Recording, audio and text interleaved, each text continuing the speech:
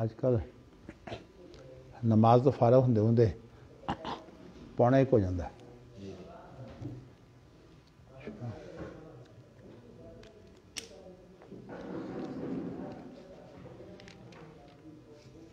اے آواز حمزہ دی کسی اور دی ہے؟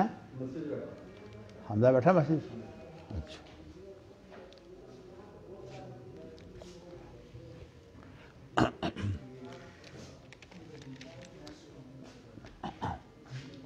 بسم اللہ الرحمن الرحیم.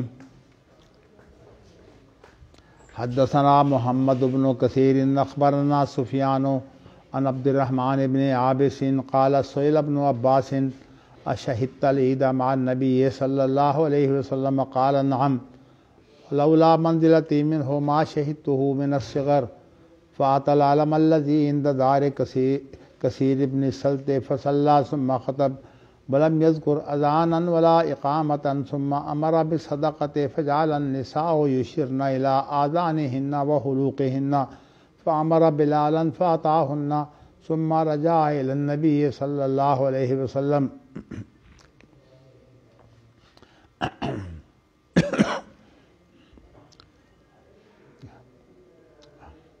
آپ یہ بات جان چکے ہیں کہ امام بخاری رحمۃ اللہ علیہ نے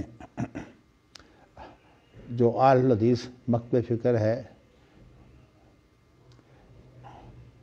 ان کا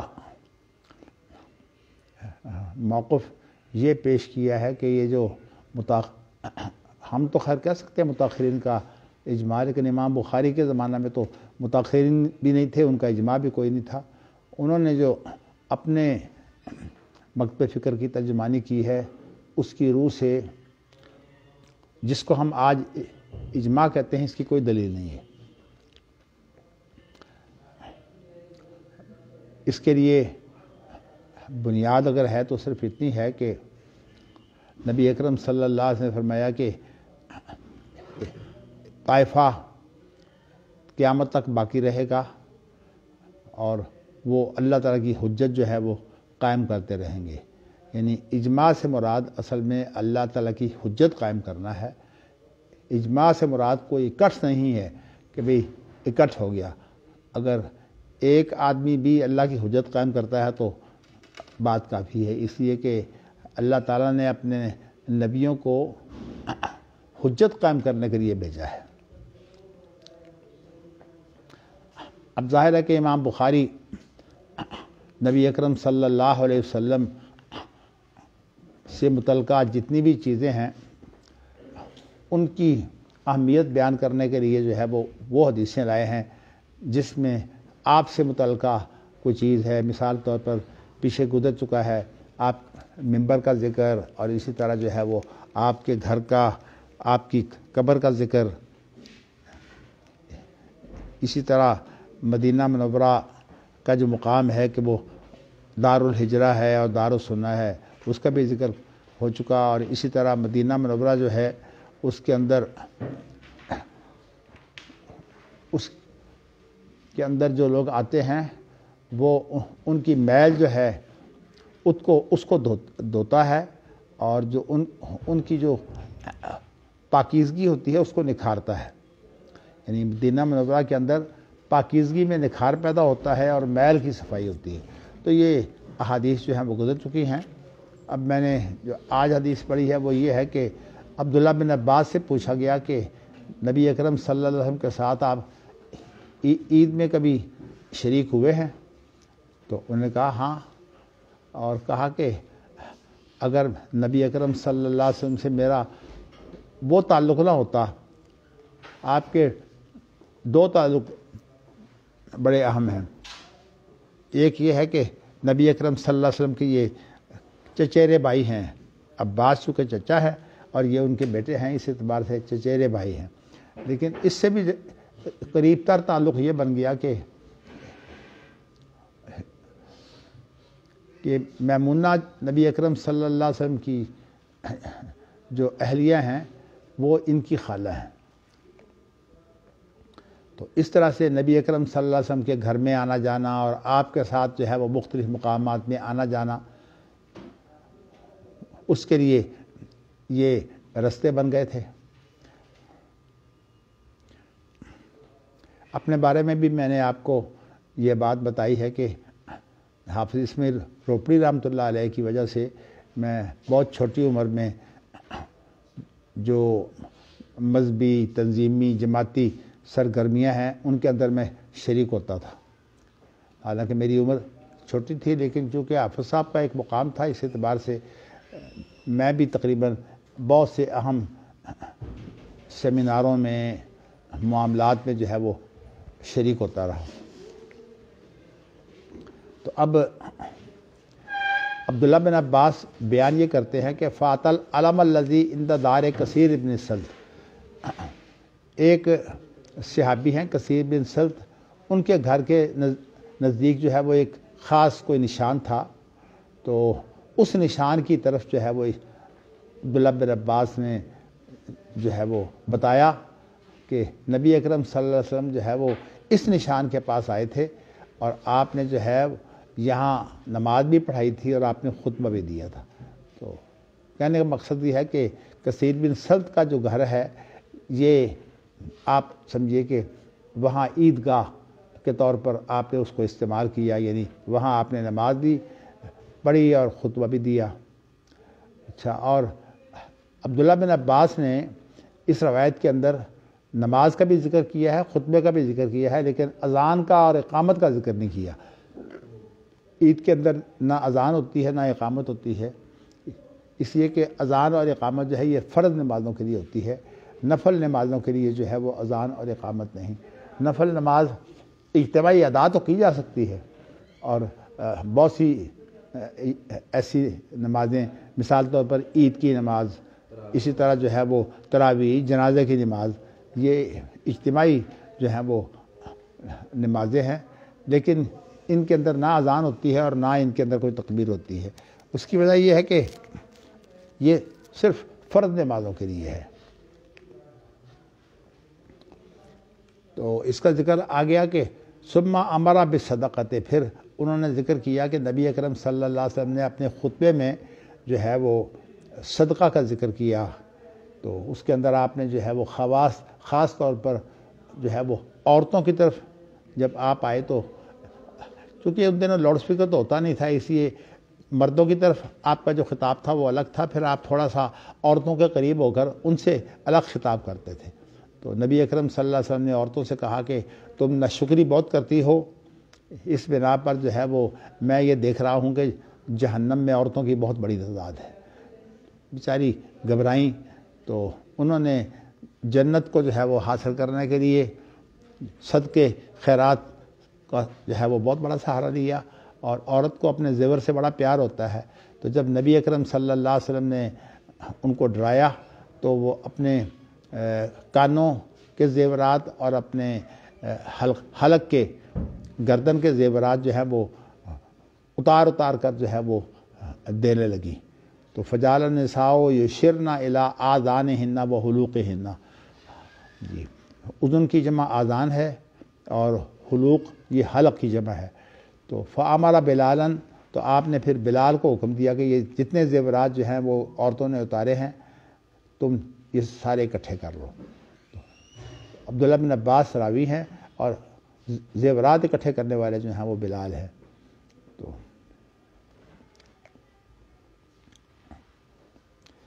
تو یہ جی اگلی حدیث ہے، نبی اکرم صلی اللہ علیہ وسلم نے حدثنا جی ابو نعیم حدثنا سفیان عن عبداللہ بن دینار عن ابن عمر ان النبی صلی اللہ علیہ وسلم کان یاتی قباء ماشیا و راکبا، نبی اکرم صلی اللہ علیہ وسلم جو ہے وہ قباء میں آتے تھے، پیدل چل کر بھی اور سوار ہو کر بھی۔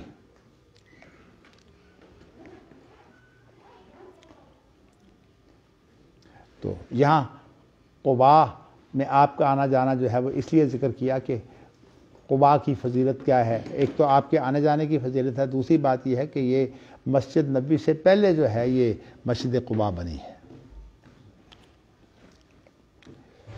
اللہ اکبر۔ اور یہ بھی ذکر آتا ہے خاص طور پر ہفتے کے دن نبی اکرم صلی اللہ علیہ وسلم جب قباء جاتے وہاں 2 رکعت نماز پڑھتے، اور آپ نے فرمایا اس کا ثواب جو ہے یہ عمرہ کے برابر ہے۔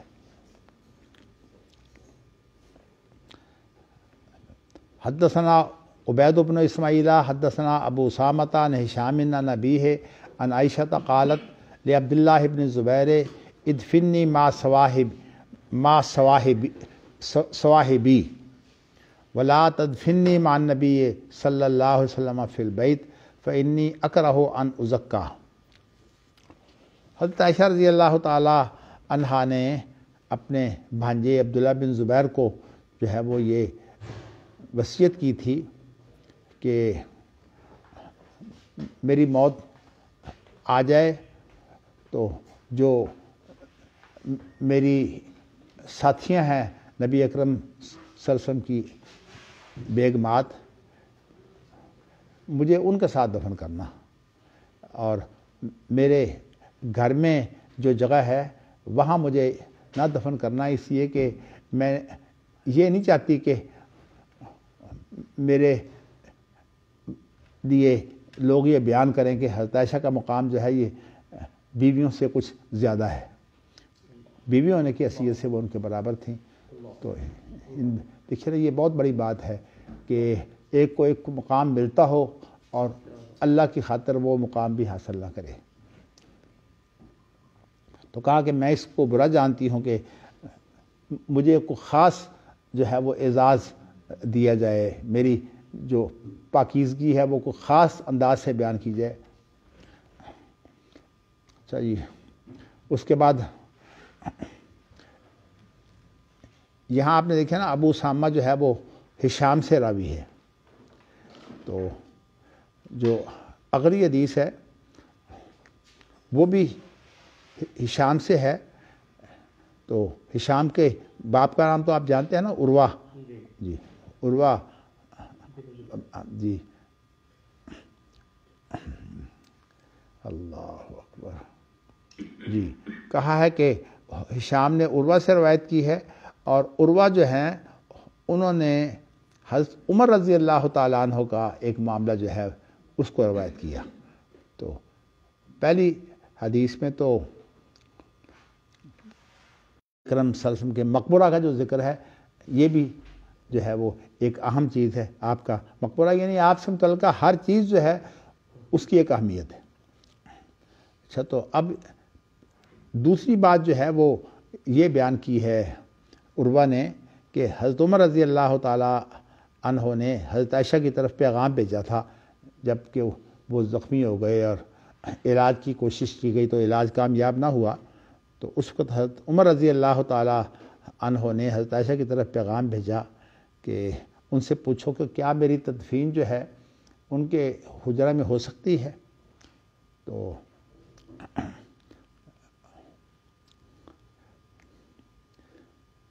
مجھے اجازت دیجیے کہ میں اپنے ساتھیوں کے ساتھ جو ہے وہ دفن کیا جاؤں۔ تو حضرت عائشہ نے فرمایا ای واللہ، ای کا معنی ہاں، جی واللہ، اللہ کی قسم، یعنی انہوں نے ان کو اجازت دے دی۔ قال، اور اب جو عروہ بن زبیر ہیں وہ یہ انہوں نے کہا کہ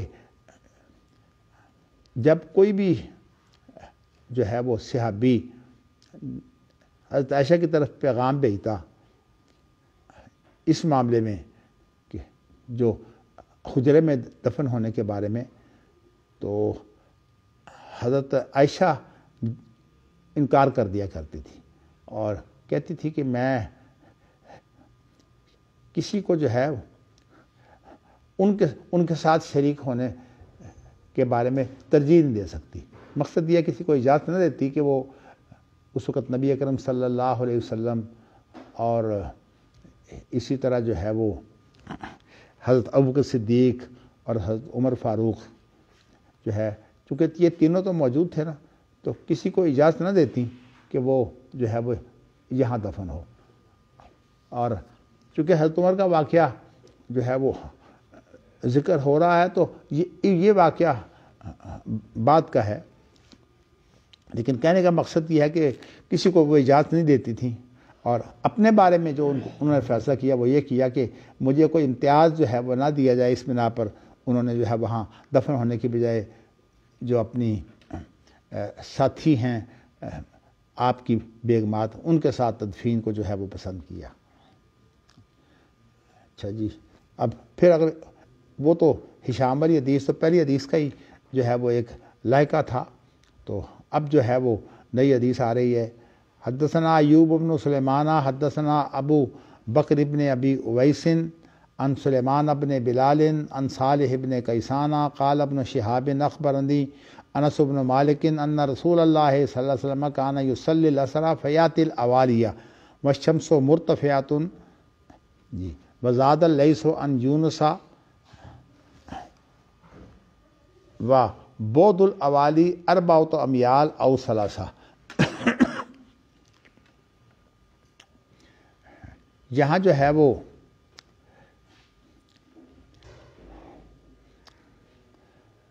ابن شہاب زہری کو خبر دی ہے انس بن مالک نے، اور انس بن مالک نے جو خبر دی ہے وہ یہ ہے کہ نبی اکرم صلی اللہ علیہ وسلم عصر کی نماز پڑھنے کے بعد جو ہے وہ علاقے ذرا جو اونچے تھے مدینہ منورہ میں ان کو اوالی کہتے تھے، تو وہاں آتے تو عصر کی نماز آپ جلدی پڑھ لیتے تھے، اور جب وہاں آتے تو ابھی سورج جو ہے وہ اپنے جوبن پہ ہوتا ہے، مطلب سورج کے اندر کوئی زیادہ کمی واقع نہیں ہوتی تھی۔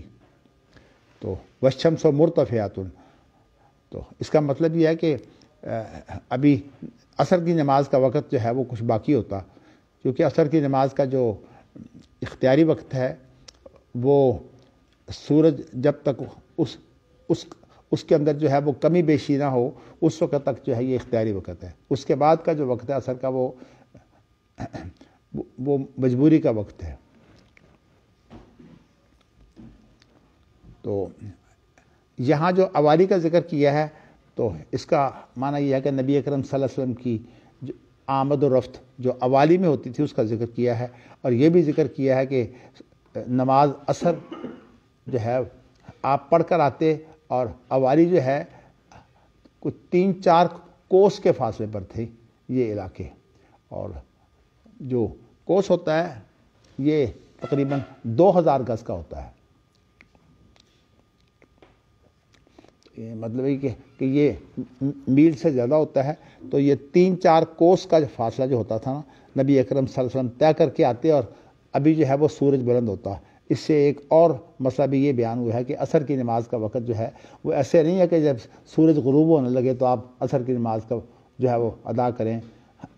نبی اکرم صلی اللہ علیہ وسلم نے یہ فرمایا ہے کہ جس نے عصر کی نماز میں تاخیر کر دی اس کا مال بھی تباہ ہو گیا، اس کی جان بھی تباہ ہو گئی۔ نبی اکرم صلی اللہ علیہ وسلم نے اس کی مذمت پیش کی ہے، لیکن دیکھیے ہمارے اندر یہ بدعت ایسی آئی ہے کہ ہم جب تک جو ہے وہ سورج جو ہے اس کا جوبن ختم ہو کر وہ تھوڑا سا پیلا ہونا نہیں شروع ہوتا اس وقت آپ عصر کی نماز پڑھتے ہی نہیں ہیں، اور اس کو جو ہے وہ ہمیشہ مکروہ وقت میں جو ہے وہ ادا کرتے ہیں۔ اللہ ہدایت دے اس امت کو۔ تو یہ لیث بن سعد نے یونس سے جو ہے وہ یہ اضافہ کیا ہے کہ اوالی کا جو فاصلہ تھا مسجد نبوی سے وہ 4 کوس کا تھا یا 3 کوس کا۔ یہ جی اگلی حدیث ہے حدثنا عمرو بن زرارہ حدثنا القاسم بن مالک عن الجعید سمعت صائب بن یزید یقول کان الساع علی عہد النبی صلی اللہ علیہ وسلم مدن و ثلثا بمدکم اليوم وقد زید فیہ سمع القاسم بن مالک الجعیدہ۔ تو یہاں صائب بن یزید جو ہیں وہ یہ بیان کرتے ہیں کہ نبی اکرم صلی اللہ علیہ وسلم کے زمانہ میں جو سا ہوتا تھا جس کو ہم آج کل ٹوپا ترجمہ کرتے ہیں،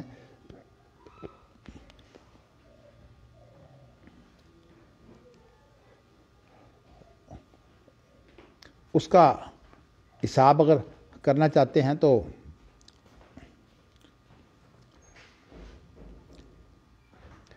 سا جو ہے وہ 4 مد کا ہوتا ہے نا،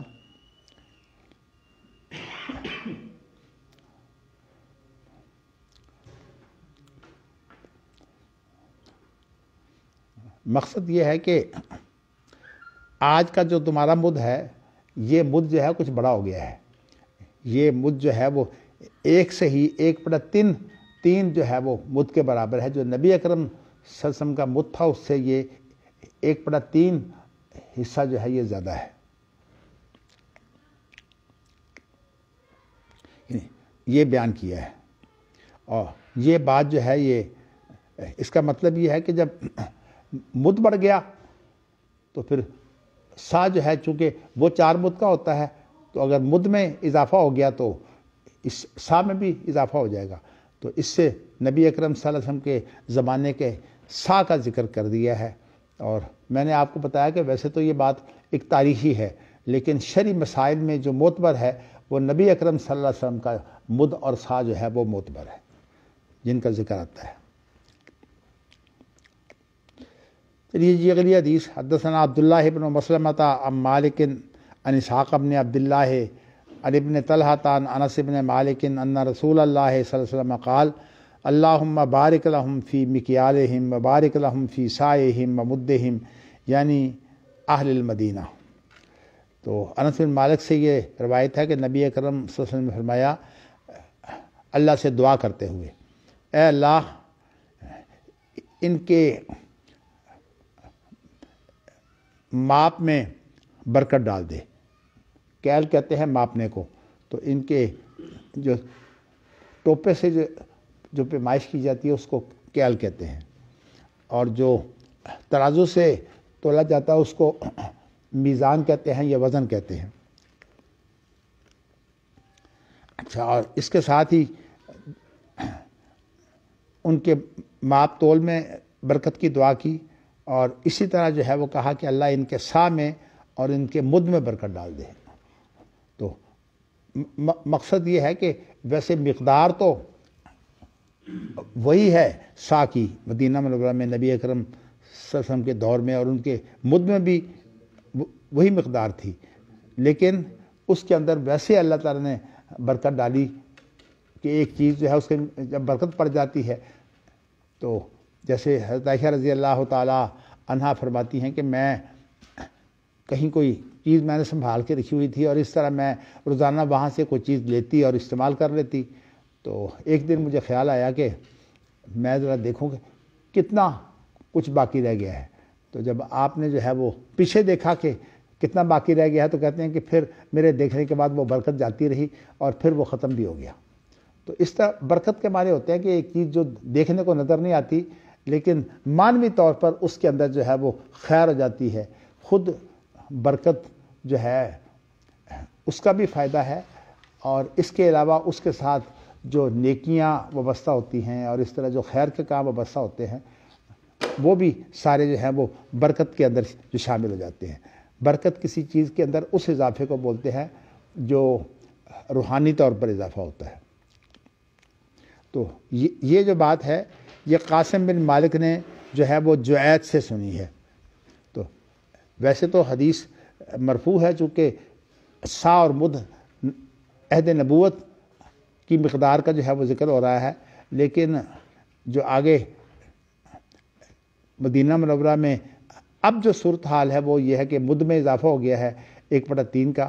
تو یہ بات جو ہے یہ قاسم بن مالک نے جو ہے وہ جعید سے سنی ہے. اگلی حدیث. حدثنا عبداللہ بن مسلمۃ. اگر کوئی سوال آتا ہے تو آپ کر سکتے ہیں جب اگلی حدیث سے پہلے. حدثنا عبداللہ بن مسلمۃ عن مالک عن اسحاق بن عبداللہ بن ابی طلحہ عن انس بن مالک ان رسول اللہ صلی اللہ علیہ وسلم قال اللہم بارک لہم فی مکیالہم وبارک لہم فی سائہم ومدہم یعنی اہل المدینہ. یہ پڑھ لی. حدثنا ابراہیم بن المنذر حدثنا ابو زمرہ حدثنا موسیٰ بن عقبہ عن نافع عن ابن عمر ان الیہود جاؤوا الی النبی صلی اللہ علیہ وسلم برجل وامرأۃ زنیا فامر بہما فرجما قریبا حیث توضع الجنائز عند المسجد. تو عبداللہ بن عمر یہ بیان کرتے ہیں کہ یہود جو ہیں وہ ایک مرد اور عورت کو لائے تھے جنہوں نے بدکاری کی تھی. آپ کے پاس یہ معاملہ لے کر آئے تھے تو نبی اکرم صلی اللہ علیہ وسلم نے یہ حکم دیا تھا کہ ان کو جو ہے وہ رجم کر دیا جائے. تو پھر ان کو جو ہے وہ مرد اور عورت کو جو ہے جب رجم کیا گیا تو وہ جگہ جو ہے اس کی نشاندہی کرتے ہیں کہ آج کل جو مسجد نبی کے پاس جہاں جنازے رکھے جاتے ہیں نا، اس جگہ جو ہے وہ انہیں رجم کیا گیا تھا۔ تو گویا کہ اس جگہ کی نشاندہی بھی نبی اکرم صلی اللہ علیہ وسلم کے ایک فعل کے حوالے سے ہے کہ آپ نے وہاں جو ہے وہ رجم کیا تھا ایک مرد اور عورت کو بدکاری کی سزا کے طور پر۔ یہ ساری روایات جو آ رہی ہیں جی، یہ تعامل اہل مدینہ یا مدینے اس سے پہلے سے آ رہی ہیں؟ اس پہلے سے آ رہی ہیں۔ نبی اکرم صلی اللہ علیہ وسلم سے متعلق جو بھی چیز ہے، آپ کا منبر، آپ کے بال، آپ کا لوٹا، اسی طرح آپ کا مد، آپ کا سا، یہ تمام کی تمام چیزیں جو ہیں ایک تاریخی حیثیت سے یہ پیش ہو رہی ہیں، لیکن اس کے ساتھ جو روحانی برکتیں ہیں اور جو اس کے فوائد ہیں وہ بھی ذکر ہو رہے ہیں، اس لیے کہ نبی اکرم صلی اللہ علیہ وسلم کا جو مقام ہے، اس اعتبار سے ہر وہ چیز جو آپ کی طرف منسوب ہوتی ہے اس کے اندر کوئی نہ کوئی تقدس تو پیدا ہوتا ہے۔ نبی اکرم صلی اللہ علیہ وسلم کا پسینہ جو ہے وہ جیسے امہات المومنین رکھا کرتی تھیں اور خوشبو میں اس کو شامل کرتی ہیں۔ اب ظاہر ہے کہ پسینہ تو حالانکہ بظاہر ایک ایسی چیز ہے جو جسم کے اندر گندگی باہر آتی ہے، لیکن یہ وہ خوشبو میں ڈالتے تھے۔ تو نبی اکرم صلی اللہ علیہ وسلم کی چیزوں کی جو برکت ہے، اسی طرح آپ کو پتہ ہے کہ صلح حدیبیہ کے موقع پر جب جو گفتگو کرنے کے لیے آیا تھا، اس نے جب یہ دیکھا کہ صحابہ آپ کے وضو کا پانی گرنے نہیں دیتے، اور جب آپ وضو کرتے ہیں تو اس پانی کو اس طرح جو ہے وہ آپس میں مقابلہ کر کے جو ہے وہ لیتے، اور اگر کسی کو پانی نہ ملتا تو دوسرے کے ہاتھ جو گیلا ہوتا اسی سے جو ہاتھ لگا کر سمجھتا کہ ہاں میں نے بھی جو ہے وہ کامیاب ہو گیا ہوں۔ تو یہ نبی اکرم صلی اللہ علیہ وسلم کا تقدس بیان کیا ہے، لیکن اس کے بارے میں امام بخاری نے عنوان باندھ کر یہ بیان کر دیا ہے کہ تقدس اور چیز ہے، لیکن جہاں تک مسئلہ ہے نا کہ ان کی حجیت جو ہے وہ اس اعتبار سے تو ہے کہ یہ مد اور سا کے جو مسائل ہیں اور جو مقداروں کے جو مسائل ہیں وہ نبی اکرم صلی اللہ علیہ وسلم کے عہد کے جو ہیں ان کے مطابق مسائل جو ہے وہ متعین ہوں گے۔ جیسے کہ اب صدقۃ الفطر ہے تو صدقۃ الفطر تو ایک سا ہے، تو نبی اکرم صلی اللہ علیہ وسلم کا جو سا ہے اس کے مطابق صدقۃ الفطر جو ہے وہ ادا کیا جائے گا۔ امام بخاری کے باب سے کیسے یہ بات ثابت کی ہے؟ باب ما ذکر النبی وحض علی اتفاق اہل العلم۔ ہاں، ایک بات تو یہ ہو گئی، اس کے بعد آگے بڑھیں۔ وما اجتمع علیہ الحرمان مکہ والمدینہ، یہ مکہ مدینہ کے اندر جو چیزیں جو ہیں ان کے اندر لوگوں کا اتفاق رہا۔ یہ تو حجیت کی طرف اشارہ کر رہے ہیں کیا کہ ان کا جو ہے وہ تعامل وغیرہ وہ حجت نہیں، حجت تو نہیں کہا کہ ذکر کیا صرف کہ مکہ اور مدینہ کے اندر جو اکٹھ تھا اس اکٹھ کے متعلق بیان کیا ہے۔ اس کی جو اہمیت ہے میں بیان کر چکا ہوں، اس کی اہمیت صرف اتنی ہے کہ وہ تعامل یعنی جو خیر القرون کا جو تعاون ہے اس اعتبار سے اس کی جو ہے وہ اہمیت ہے۔ یعنی مطلب یہ ہے کہ روایت جو تعامل کی حفاظت کرتی ہے، روایت سے پہلے تعامل ہے، اور جب تعامل کے اندر کوئی فرق پڑنے لگتا ہے تو روایت پھر اس کو محفوظ کرتی ہے، بتاتی ہے کہ نہیں یہ فرق پڑ گیا۔ جیسے کہ ابھی ذکر آیا نا کہ مد جو ہے وہ نبی اکرم صلی اللہ علیہ وسلم کے زمانہ میں تو اتنا تھا، لیکن اب جو مد ہے وہ بڑھ گیا ہے۔ یہ گویا کہ تعامل مدینہ کا ایک ذکر آ گیا ہے۔ تو اسی طرح مکہ مدینہ کے اندر جو معاشرہ تھا، اس کے جو حالات تھے، ان کی اہمیت تھی۔ اہمیت ہونا اور چیز ہے، اور میں اس کو تفصیل سے بیان کر چکا ہوں کہ فضیلت اہمیت اور چیز ہے اور حجت ہونا اور چیز ہے۔ اب دیکھیے نا، انبیاء ان کے اندر تفاضل موجود ہے، کسی نبی کا درجہ زیادہ ہے، کسی کا کم ہے، لیکن اطاعت کا کوئی فرق نہیں، اطاعت برابر ہے۔ تو اس لیے امام بخاری نے یہی چیز بتائی ہے کہ ان چیزوں کا تعلق نبی اکرم صلی اللہ علیہ وسلم کے ساتھ ہونے کی وجہ سے ایک تقدس اور تبرک تو موجود ہے، لیکن ان کی حجیت کوئی نہیں ہے، حجیت کی کوئی دلیل نہیں ہے۔ یہ میں بات جو ہے وہ اس کے باپ کے ساتھ جو ہے وہ کئی دفعہ وعدے کر چکا ہوں۔ تو اچھا، اس کے بعد وما کان بہما من مشاہد النبی۔ اب دیکھیں نبی اکرم صلی اللہ علیہ وسلم جہاں جہاں بھی جو ہیں وہ گئے ہیں ان کا سارا ذکر کر دیا ہے. اور اسی طرح جو مہاجرین اور انصار جو ہیں وہ اجتماعی طور پر چونکہ نبی اکرم صلی اللہ علیہ وسلم کے ساتھ شریک ہوتے ہیں، اس اعتبار سے ان کا بھی ذکر کر دیا ہے. یعنی نبی اکرم صلی اللہ علیہ وسلم کی ذاتی زندگی، انفرادی زندگی اور اجتماعی زندگی دونوں کا ذکر آ گیا ہے. اور اسی طرح نبی اکرم صلی اللہ علیہ وسلم کی جو نماز پڑھنے کی جگہ ہے، عیدگاہ ہو یا اور جہاں جہاں آپ نے نماز پڑھی ہے، اس طرح جو ممبر کا ذکر ہے، اس طرح جو آپ کی قبر کا ذکر ہے، یہ تمام وہ چیزیں ہیں جن کا تعلق اللہ کے رسول سے ہے. تو یہاں امام بخاری جو ہے وہ ان کی اہمیت بیان کر رہے ہیں، ان کی تاریخی اہمیت بھی ہے. جہاں تک بیان ہے نا کہ مسئلے کے طور پر یہ اجماع حجت ہے، یہ کوئی بات نہیں ہے. اجماع جو ہے اس کے بارے میں آپ کو واضح کر چکا ہوں کہ لا تزال طائفۃ من امتی ظاہرین علی الحق لا یضرهم من خذلهم. یہ ہے اصل میں اجماع کا فائدہ کہ اللہ کی حجت قائم ہو جاتی ہے. اگر صحیح بات جو ہے، صحیح عمل کرنے والے لوگ موجود ہو تو وہ دوسروں پر حجت ثابت ہوتے ہیں. باقی یہ کہنا کہ لوگوں کے اکٹھ سے جو ہے وہ کوئی شریعت کے اندر لوگوں کا اکٹھ کوئی اہمیت نہیں رکھتا. ویسے بعض لوگوں نے جو اجماع صحابہ کی بات کی ہے تو صحابہ کا مجموعی جو معاشرہ تھا نا وہ اس کی برکت ہے. لیکن آپ یہ نہیں کہہ سکتے کہ ہر صحابی کی جو بات ہے وہ ہمارے لیے کوئی دلیل ہے. صحابہ کا مجموعی معاشرہ چونکہ وہی معاشرہ تھا جو نبی اکرم صلی اللہ علیہ وسلم کے قریب کا معاشرہ تھا، تو اس لیے یہ فرما دیا خیر القرون قرنی ثم الذین یلونہم ثم الذین یلونہم. یہ کلہم عدول کا مسئلہ اور ہے، وہ تو صحابہ کا مسئلہ ہے روایت کا کہ صحابہ تمام کے تمام جو تھے وہ اس عادل کا معنی ہوتا ہے جس کی نیکی جو ہے وہ بدی پر غالب ہو. تو مطلب ہے صحابہ کی جو اجتماعی حالت تھی وہ یہ تھی کہ ان کے اندر نیکی غالب تھی. اس اعتبار سے صحابی کے لیے مبہم ہونا یا مجہول ہونا کوئی نقصان نہیں ہے. اگر وہ مبہم کا معنی ہوتا ہے اگر اس کا پتہ ہی نہ ہو اس کا نام کیا ہے، اور اگر اس کے حالات کا بھی علم نہ ہو تو صحابی ہونا ہی کافی ہے اس کے روایت کے معتبر ہونے کے لیے. وہ مسئلہ بالکل اور ہے، وہ فن حدیث کا مسئلہ ہے. لیکن یہاں جو میں چیز بیان کر رہا ہوں وہ یہ ہے کہ امام بخاری نے یہاں جو ہے وہ مسلمانوں کے اتفاق پر زور دیا ہے، اور اسی طرح مکہ مدینہ کی جو تاریخی حیثیت ہے اس کو اہمیت دی ہے. یعنی مکہ مدینہ کے اندر جو معاشرہ تھا وہ نبی اکرم صلی اللہ علیہ وسلم کا معاشرہ یا اس کے قریب کا معاشرہ تھا. اس اعتبار سے اس معاشرے کے اندر جو ہے وہ ایک تعامل جو ہے وہ موجود ہے جو چلتا ہوا تعامل ہے. لیکن اس تعامل کے اندر جو بھی تبدیلی ہوئی ہے وہ روایت کے ذریعے سے اس کی نشاندہی کی گئی ہے. گویا کہ روایت جو ہے یہ تعامل کی محافظ ہے، نہ کہ تعامل جو ہے وہ روایت کا محافظ ہو. غامدی جو تصور ہے وہ یہ ہے کہ تعامل جو ہے وہ حجت ہے، روایت حجت نہیں ہے. حالانکہ تعامل جو ہے اس کی حجیت جو ہے وہ روایت کے ذریعے سے ہوتی ہے. اس لیے کہ اگر تعامل میں کوئی تبدیلی آئے گی تو روایت تو اس کو بیان کرے گی.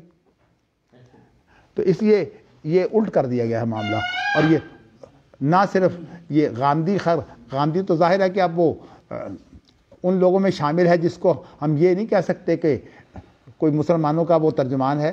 لیکن جو اللہ تعالیٰ نے حمید الدین فرائی صاحب کو اور مولانا امین حسن سائی کو جو عزت دی ہے، اللہ تعالیٰ نے دیکھیے ان کو بھی آزمائش میں ڈالا ہے. ان فتنوں کا وہ بھی شکار ہوئے. حدیث کے بارے میں جو ان کا موقف ہے وہ استخفاف کا ہے، اس معیار کا نہیں ہے. چلیے جی آگے بڑھتے ہیں.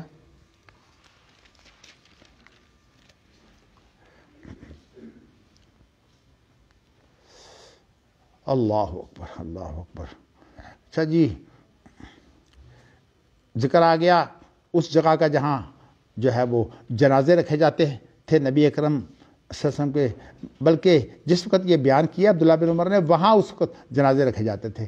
لیکن انہوں نے ذکر کیا کہ نبی اکرم صلی اللہ علیہ وسلم نے یہاں جو ہے یہ وہ بدکاری کرنے والوں کو سنسار کیا تھا. اگلی حدیث، حدثنا اسماعیل حدثنی مالک عن عمر مولا المطلب عن انس بن مالک رضی اللہ عنہ ان رسول اللہ صلی اللہ علیہ وسلم طلع له احد فقال هذا جبل يحبنا ونحبه اللهم इन्ना इब्राहीम हर्रम मक्कता व इन्नी उहर्रिम मा बैन लाबतैहा ताबाहु सहलुन अन नबी फी उहुदिन। अल्लाहु अकबर, अल्लाहु अकबर।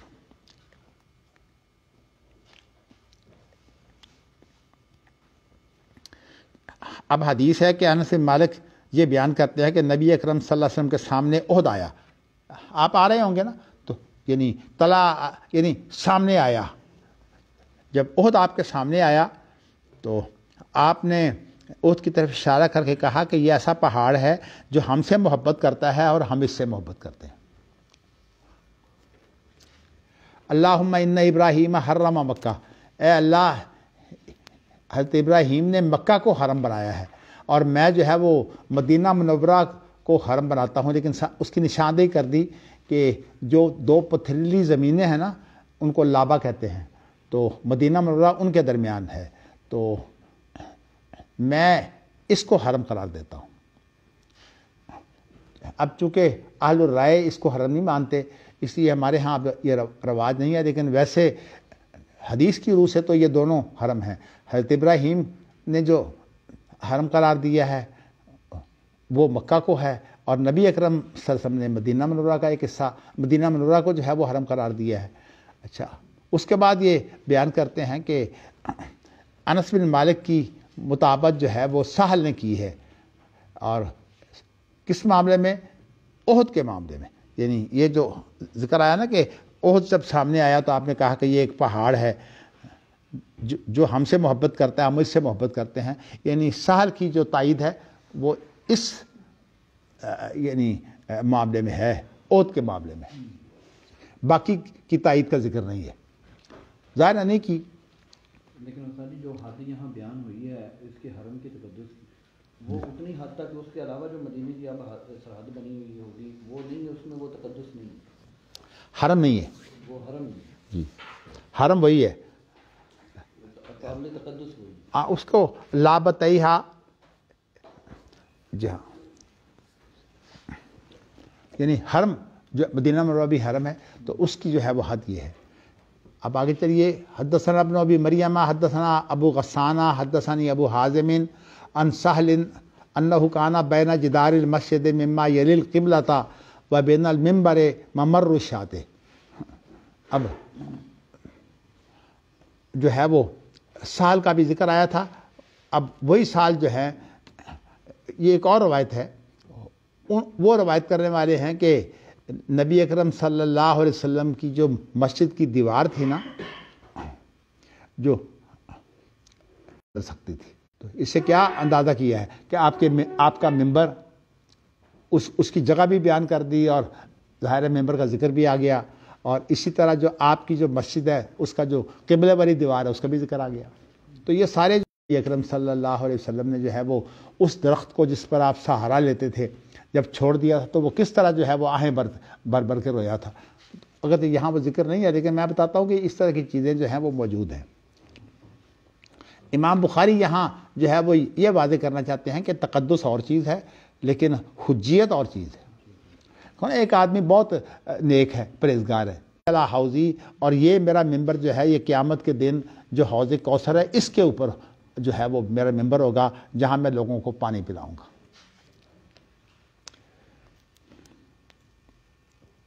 हद्दसना मूसा इब्न इस्माईल हद्दसना हा व अमदहा इलल हफ़ियाए इला सनियतिल वदाए वल्लती लब तुज़म्बर अमदहा सनियतुल वदाए इला मस्जिद बनी ज़ुरैक़िन वाना अब्दुल्लाह है काना फ़ीमन साबक़ा। यहाँ अब्दुल्ला बिन उमर भी ये बयान करते हैं कि नबी अकरम सल्लल्लाहु अलैहि वसल्लम ने दौड़ करवाई थी घोड़ों के दरमियान। तो दो किस्म के घोड़े थे, बाकायदा वर्जिश करते हैं ना, और खाना करती है। लेकिन एक तारीखी बात है, बड़ी हैरानगी की बात है कि उनकी उम्र 60 साल के करीब थी, लेकिन उनका पेट बिल्कुल बड़ा हुआ नहीं था, इसलिए कि वो वर्जिश तो बहुत करते थे, लेकिन उसके साथ साथ जो है वो दौड़े भी लगाते थे।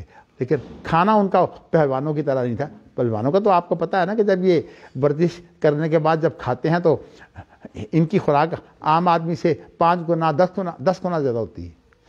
तो फिर उसके साथ नतीजा क्या होता है कि जब तैयार कर लिया गया था, उनकी फिर دوڑ جو ہے وہ بڑھتی جاتی تھی، یعنی جو دوڑ کرواتے ظاہر ہے کہ گھوڑوں کی دوڑ ہے، یہ انسانوں کی دوڑ تو نہیں ہے، اور گھوڑے تو بہت جلدی فاصلہ طے کر لیتے ہیں۔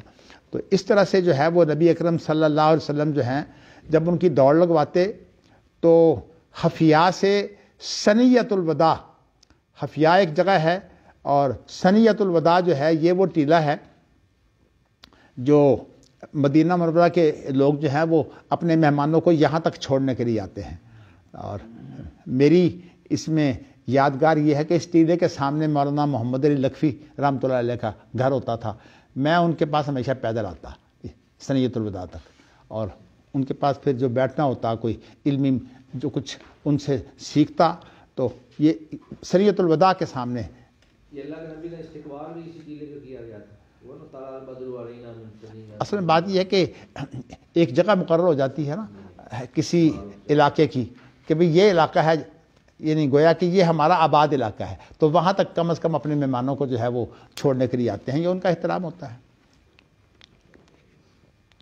اچھا، تو ان کی دوڑ کے لیے تو یہ مسافت تھی، امد سے مراد وہ مسافت ہے، اور حفیاء سے ثنیۃ الوداع تک، اور جن کی ابھی اس طرح تیاری نہیں تھی ان کی مسافت تھوڑی ہوتی تھی۔ امدھا ثنیۃ الوداع الی مسجد بنی زریق، اور ان کی جو مسافت ہے وہ ثنیۃ الوداع سے لے کر مسجد بنی زریق تک کی مسافر تھی، یعنی دوڑ ہوتی۔ وَأَنَّ عبداللہ کان فی من سابق، اور عبداللہ بن عمر جو ہے وہ ان لوگوں میں شامل ہوتے، کیونکہ جب گھوڑوں کی دوڑ کروائی جاتی ہے تو ان کے اوپر سوار بھی ہوتا ہے، تو یہ بھی گویا کہ دوڑ کا مقابلہ کرنے والے میں خود شامل ہوتے تھے عبداللہ بن عمر۔ تو اب یہاں جو ہے آپ دیکھیں نا کہ نبی اکرم صلی اللہ علیہ وسلم کا ایک تعلق آ گیا نا کہ آپ گھوڑوں کو دوڑیں کرواتے، اور یہ فاصلہ یہ ساری چیزیں جو ہیں نبی اکرم صلی اللہ علیہ وسلم کے تعلق سے جو ہے ان کی اہمیت ہے۔ اور میں نے آپ کو جو ہے وہ یہ بتایا کہ اگر کوئی شرعی حیثیت ہے تو صرف اتنی ہے کہ یہ چیزیں جو ہیں وہ نبی اکرم صلی اللہ علیہ وسلم کا جو معاشرہ ہے نا اس کا تسلسل ہے، لیکن اس معاشرے کے اندر پھر آہستہ آہستہ تبدیلیاں ہو گئیں۔ اسی لیے آپ نے فرمایا نا کہ میرا دور سب سے بہتر ہے، پھر اس کے بعد صحابہ کا دور ہے، پھر اس کے بعد تابعین کا دور ہے۔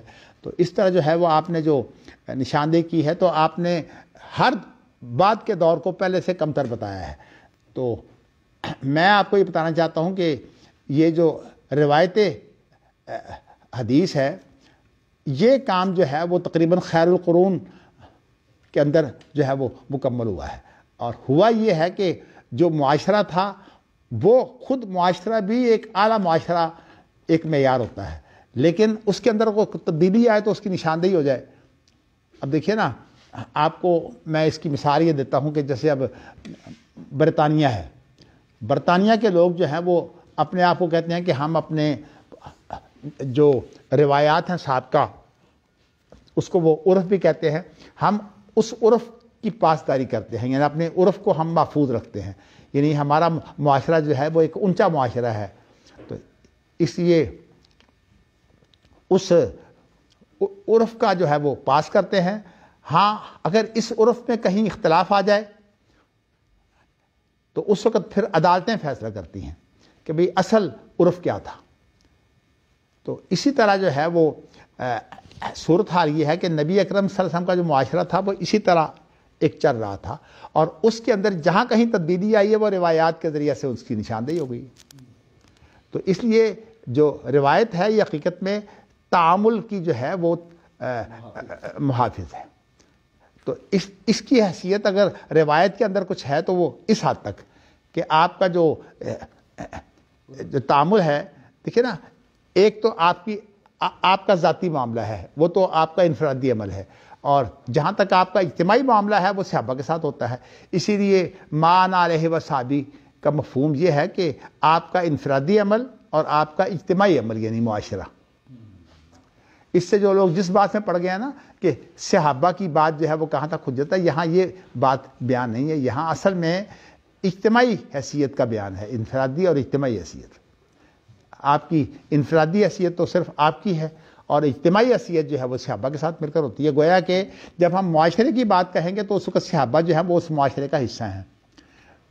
تو باقی صحابہ کے بارے میں کہ صحابہ کی قول کی کیا اہمیت ہے، انشاءاللہ وہ چیز آ جائے گی۔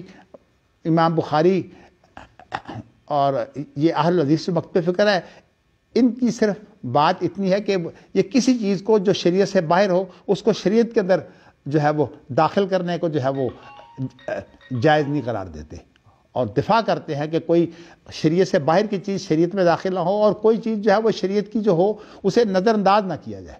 تو اس اعتبار سے جو ہے وہ اب روایت نے اس تمام معاشرے کو جو ہے وہ محفوظ کر رہی ہے۔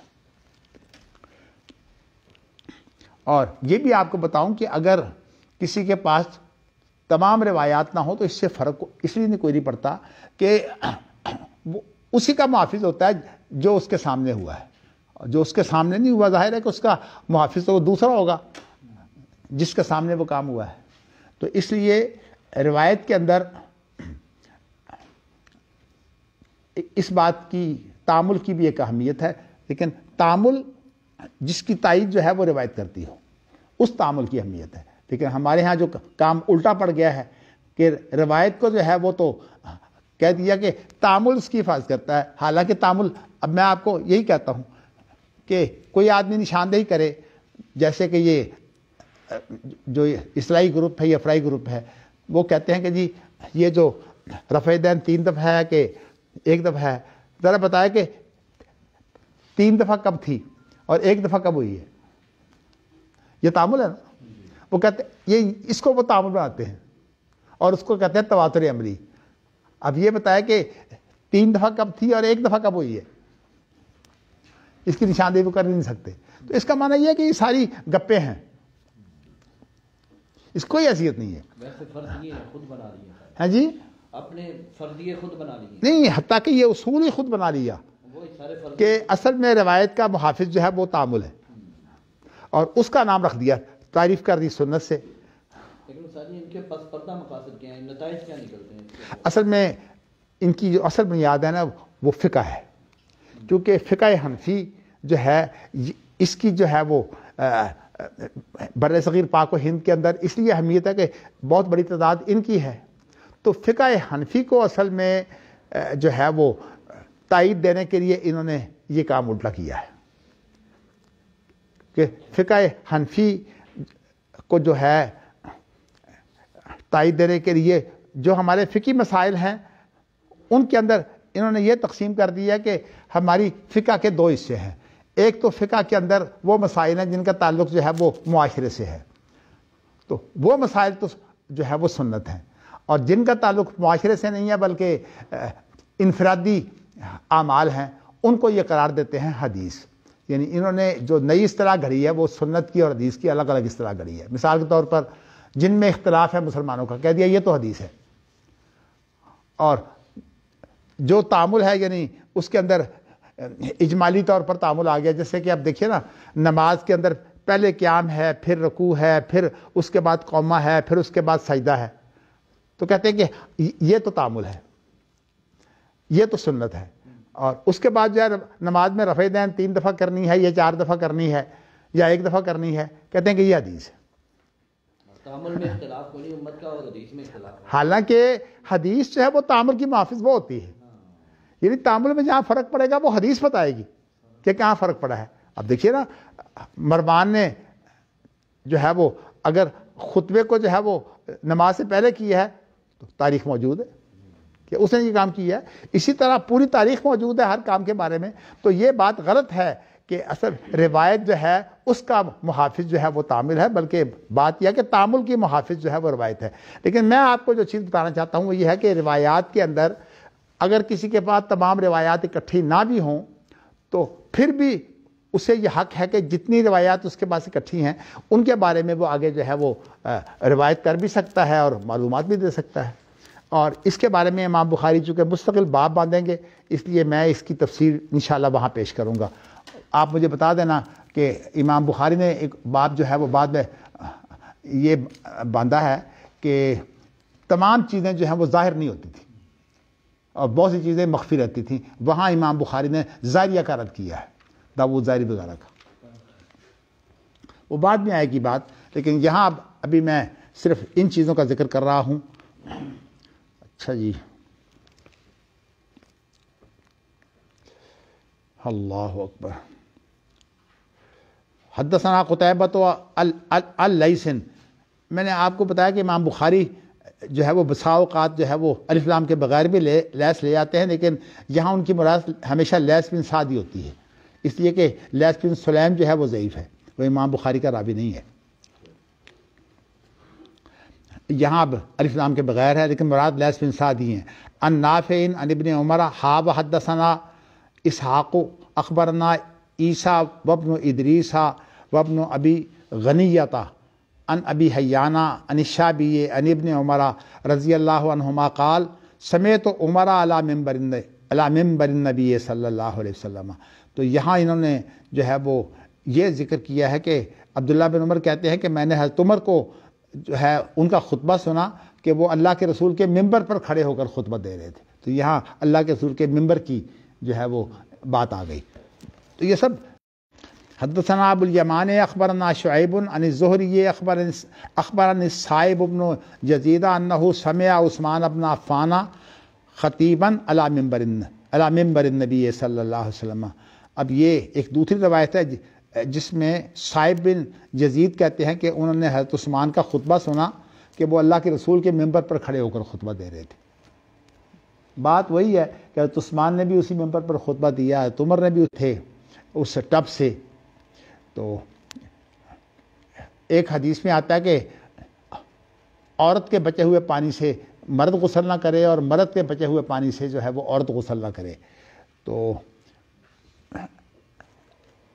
اسی کے سلسلے میں بلوغ المرام میں اس حدیث کے ساتھ اس کو بھی پھر وہاں ذکر کیا ہے کہ اکٹھے جو ہے وہ مرد اور عورت اگر غسل کریں تو کر سکتے ہیں. اصل میں اس کی وجہ یہ ہے کہ جب اکیلے غسل ہوتا ہے تو اس وقت جو ہے وہ بے احتیاطی ہوتی ہے، اور جب اکٹھے غسل ہوتا ہے تو پھر اس وقت احتیاط ہوتی ہے، ایک دوسرے کا دھیان رکھا جاتا ہے. اس وجہ سے جو ہے وہ اس کے اندر کوئی حرج نہیں ہے. دوسری بات یہ ہے کہ جہاں تک غیر محرم کی بات ہے اس کے بارے میں جو ہے وہ ایک نفسیاتی مسئلہ ضرور ہے. غیر محرم کے بارے میں غیر محرم، اب دیکھیے نا، میاں بیوی تو آپس میں گلاس میں پانی ہے تو خامن نے پیا تو بیوی نے بھی پی لیا، یا بیوی نے پیا تو خامن نے بھی پی لیا. لیکن غیر محرم جو ہے وہ عام طور پر جو ہے دوسرے کا جھوٹا استعمال نہیں کرتے. لیکن یہ ہمارے ہاں بات ہے، عربوں میں تو سوداری خراب ہے.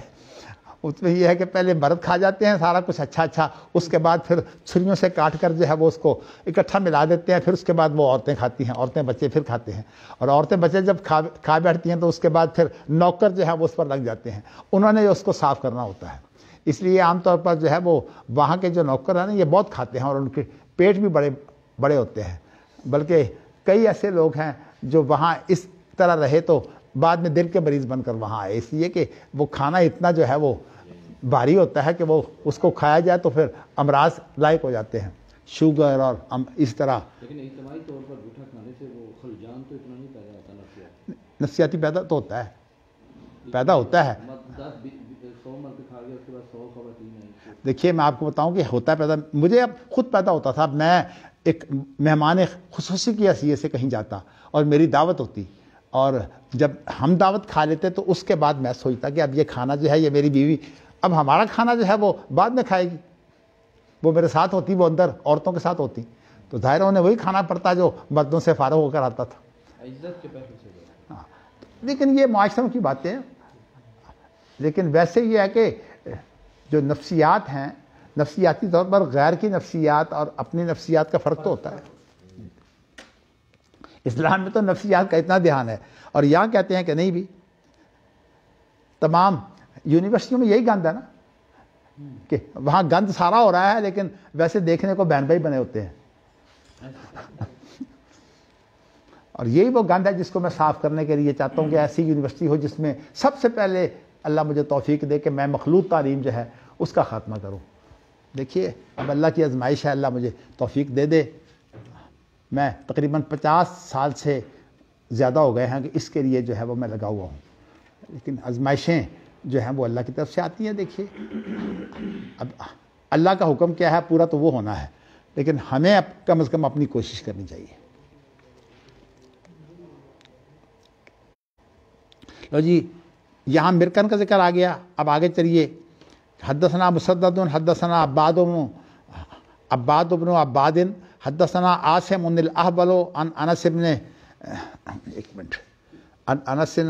آج کل میرا ذرا موتیا جو ہے وہ زیادہ ہوا ہے. اللہ اکبر. عن انس قال حالف النبی صلی اللہ علیہ وسلم بین الانصار و قریش فی دار التی بالمدینہ. انس بن مالک کہتے ہیں کہ نبی اکرم صلی اللہ علیہ وسلم نے جو مواخات قائم کی تھی نا انصار اور قریش کے درمیان، اس میں میرا گھر بھی شامل تھا. یعنی میرے گھر میں بھی جو ہے وہ مواخات قائم ہوئی تھی. آپ نے ایک گھر میں نہیں کی، بہت گھر میں ہوئی ہے، لیکن حضرت انس رضی اللہ تعالیٰ عنہ کا گھر بھی ان میں شامل تھا جن کے اندر آپ مواخات قائم کرتے تھے. یہ مطلب یہ کہ وہاں پر بیٹھ کے کی ہو، یہ مراد جہاں پر لوگوں کو جوڑا آپس میں، وہ وہاں پر. بھئی بات تو یہی ہے، مگر آپ یہ نہیں کہہ سکتے کہ صرف حضرت انس کا گھر تھا، اور گھر بھی ہیں جہاں مواخات کا ذکر آتا ہے. میں نے اس لیے کہا ہے کہ انس کا گھر بھی ان گھروں میں شامل ہے جہاں لوگوں کو جو ہے وہ مواخات قائم کی ہے. مواخات کا عمل کئی دفعہ. ہاں جی، مواخات کا عمل کئی دفعہ نہیں، مختلف لوگوں کے درمیان ہوا ہے، تو سارے لوگوں کے درمیان میں ایک گھر میں تو نہیں ہوتا نا. اب ابو ذر غفاری کے گھر میں بھی ہوا ہے. اسی طرح جہاں عثمان بن مظعون رہتے تھے، ابو ایوب انصاری، ان کے گھر میں بھی ہوا ہے. تو مواخات کا جو عمل ہے وہ کئی جگہ پر ہوا ہے. جیسے جیسے لوگ آتے گئے ویسے ویسے وسلم جوڑتے گئے. تو حضرت انس نے یہ بیان کیا کہ میرا گھر بھی گویا کہ ان جگہوں میں شامل ہے جس کے اندر مواخات کا عمل ہوا ہے. تو یہ اللہ کے رسول سے تعلق ہو گیا نا. اچھا جی آگے ہے وَقَنَتَ شَهْرًا يَدُعُ عَلَىٰ أَحْيَاءٍ مِّن بَنِي سُلَيْمٍ. آپ نے جو ہے وہ قنوت جو ہوتا ہے نا دشمنوں کی لیے بد دعا، تو آپ نے ایک مہینہ جو ہے یہ بد دعا کی تھی، اور اس میں وہ قبائل شامل تھے جو بنی سلیم کے قبائل ہے جنہوں نے دھوکے سے قاریوں کو بلا کر جو ہے وہ شہید کیا تھا. یہ وہ قبائل ہیں، ان کے خلاف آپ نے بد دعا کی تھی. تو حدثنی ابو قریب حدثنا ابو اسامہ حدثنا برید عن ابی بردۃ قال قدمت المدینۃ فلقینی عبداللہ بن سلام فقال لی انطلق الی المنزل فاسقیک فی قدح شرب فیہ رسول اللہ صلی اللہ علیہ وسلم وتصلی فی مسجد صلی فیہ النبی صلی اللہ علیہ وسلم فانطلقت معہ فاسقانی سویقا واطعمنی تمرا وصلیت فی مسجدہ.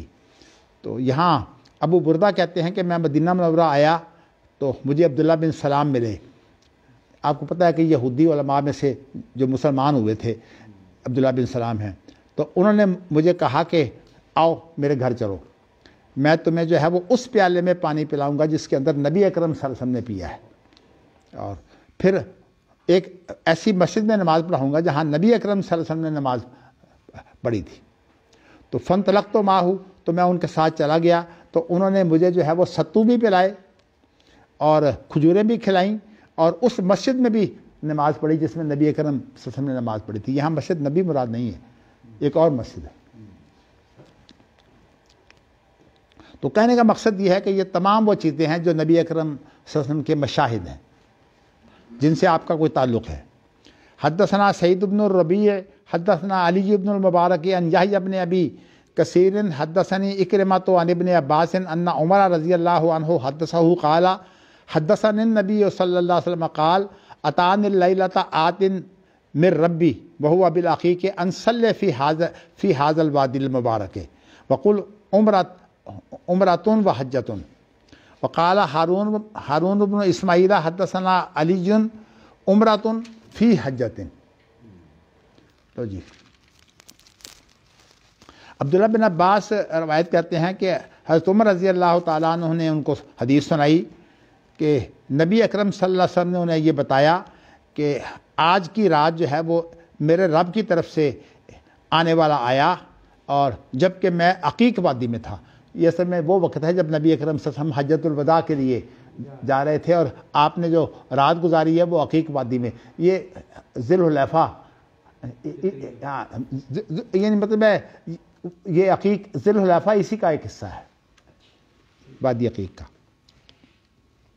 تو نبی اکرم صلی اللہ علیہ وسلم نے ذی الحلیفہ کے اندر رات گزاری تھی نا, تو نبی اکرم صلی اللہ علیہ وسلم کو یہ حکم ہوا کہ انصلی فی ھذا الوادی, اس مبارک وادی میں تم جو ہے وہ نماز پڑھو.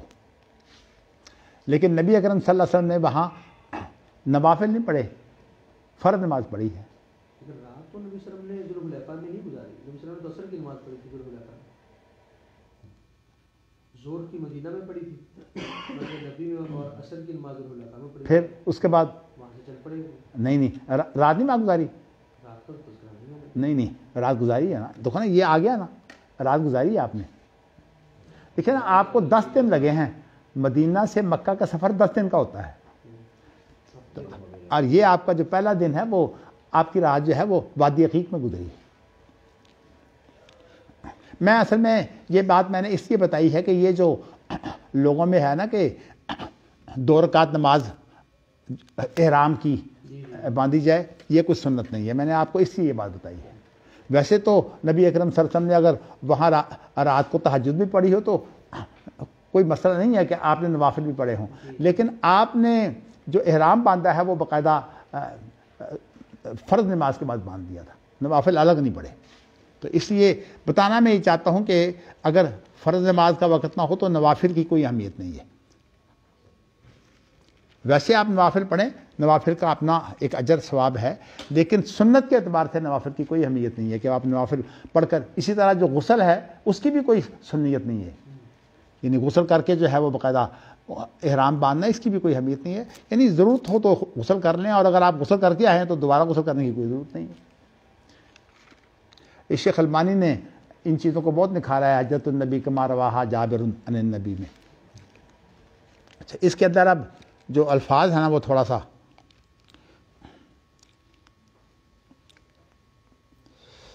اللہ اکبر اللہ اکبر. یہ ابھی تو آپ نے جو روایت پڑھی ہے سعید بن ربیع کی ہے نا, اور اس کے بعد پھر امام بخاری جو ہیں وہ یہ چیز بھی لائے ہیں کہ ہارون بن اسماعیل نے بھی جو ہے وہ علی بن مبارک سے روایت کی ہے. لیکن الفاظ کا فرق کیا ہے؟ الفاظ کا جو ہے وہ اس میں جی جو پہلی روایت ہے اس میں تو ہے عمرۃن و حجۃن, عمرہ اور حج دونوں کی نیت.